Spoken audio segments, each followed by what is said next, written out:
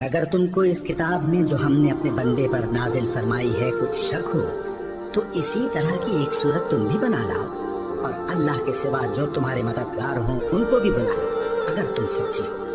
پھر اگر ایسا نہ کر سکو اور ہرگز نہیں کر سکو گے تو اس آگ سے ڈرو جس کا ایندھن آدمی اور پتھر ہوں گے اور جو کافروں کے لیے تیار کی گئی ہے۔ اور جو لوگ ایمان لائے اور نیک عمل کرتے رہے ان کو خوشخبری سنا دو کہ ان کے لیے نعمت کے باغ ہیں جن کے نیچے نہریں بہہ رہی ہیں۔ جب انہیں ان میں سے کسی قسم کا میوہ کھانے کو دیا جائے گا تو کہیں گے یہ تو وہی ہے جو ہم کو پہلے دیا گیا تھا، اور ان کو ایک دوسرے کے ہم شکل میوے دیے جائیں گے اور وہاں ان کے لیے پاک بیویاں ہوں گی اور وہ بہشتوں میں ہمیشہ رہیں گے۔ اللہ اس بات سے آر نہیں کرتا کہ مچھر یا اس سے بڑھ کر کسی چیز مثلاً مکھی مکڑی وغیرہ کی مثال بیان فرمائے۔ اب جو مومن ہیں وہ یقین کرتے ہیں کہ وہ ان کے پروردگار کی طرف سے سچ ہے، اور جو کافر ہیں وہ کہتے ہیں کہ اس مثال سے اللہ کی مراد ہی کیا ہے۔ اس سے اللہ بہتوں کو گمراہ کرتا ہے اور بہتوں کو ہدایت بخشتا ہے، اور گمراہ بھی کرتا ہے تو نافرمانوں ہی کو، جو اللہ کے اقرار کو مضبوط کرنے کے بعد توڑ دیتے ہیں، اور جس چیز یعنی رشتہ قرابت کے جوڑے رکھنے کا اللہ نے حکم دیا ہے اس کو قطع کیے ڈالتے ہیں اور زمین میں خرابی کرتے ہیں۔ یہی لوگ نقصان اٹھانے والے ہیں۔ کافرو، تم اللہ سے کیوں کر منکر ہو سکتے ہو؟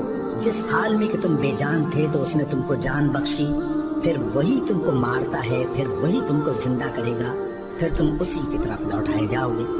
وہی تو ہے جس نے سب چیزیں جو زمین میں ہیں تمہارے لیے پیدا کی، پھر آسمانوں کی طرف متوجہ ہوا تو ان کو ٹھیک ٹھیک 7 آسمان بنا دیا، اور وہ ہر چیز سے خبردار ہے۔ اور وہ وقت یاد کرنے کے قابل ہے جب تمہارے پروردگار نے فرشتوں سے فرمایا کہ میں زمین میں اپنا نائب بنانے والا ہوں۔ انہوں نے کہا، کیا تو اس میں ایسے شخص کو نائب بنانا چاہتا ہے جو خرابیاں کرے اور کچھ تو خون کرتا پھرے؟ اور ہم تیری تعریف کے ساتھ تسبیح و تقدیس کرتے رہتے ہیں۔ فرمایا، میں وہ باتیں جانتا ہوں جو تم نہیں جانتے۔ اور اس نے آدم کو سب چیزوں کے نام سکھائے، پھر ان کو فرشتوں کے سامنے کیا اور فرمایا کہ اگر سچے ہو تو مجھے ان کے نام بتاؤ۔ انہوں نے کہا، تو پاک ہے، جتنا علم تو نے ہمیں بخشا ہے اس کے سوا ہمیں کچھ معلوم نہیں، بے شک تو دانا ہے، حکمت والا ہے۔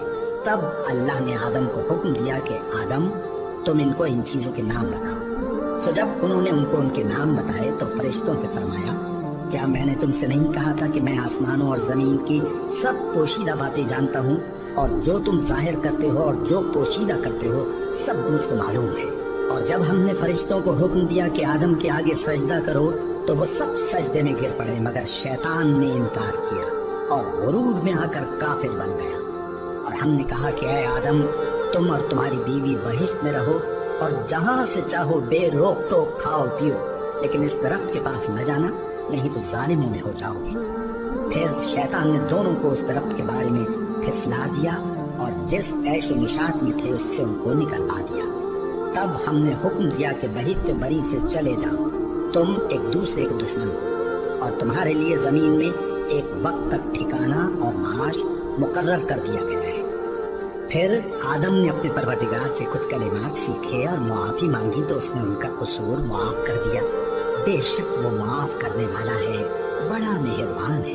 ہم نے فرمایا کہ تم سب یہاں سے اتر جاؤ، جب تمہارے پاس میری طرف سے ہدایت پہنچے تو اس کی پیروی کرنا، کہ جنہوں نے میری ہدایت کی پیروی کی ان کو نہ کچھ خوف ہوگا اور نہ وہ غمناک ہوں گے، اور جنہوں نے اس کو قبول نہ کیا اور ہماری آیتوں کو جھٹلایا وہ دوزخ میں جانے والے ہیں اور وہ ہمیشہ اس میں رہیں گے۔ اے آل یعقوب، میرے وہ احسان یاد کرو جو میں نے تم پر کیے تھے، اور اس اقرار کو پورا کرو جو تم نے مجھ سے کیا تھا۔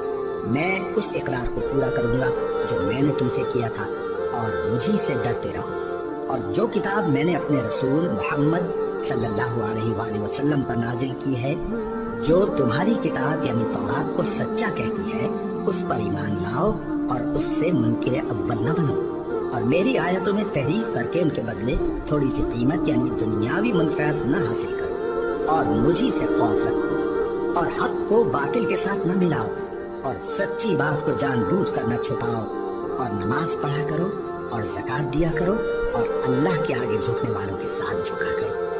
یہ کیا عقل کی بات ہے کہ تم لوگوں کو نیکی کرنے کو کہتے ہو اور اپنے تئیں فراموش کیے دیتے ہو، حالانکہ تم اللہ کی کتاب بھی پڑھتے ہو؟ کیا تم سمجھتے نہیں؟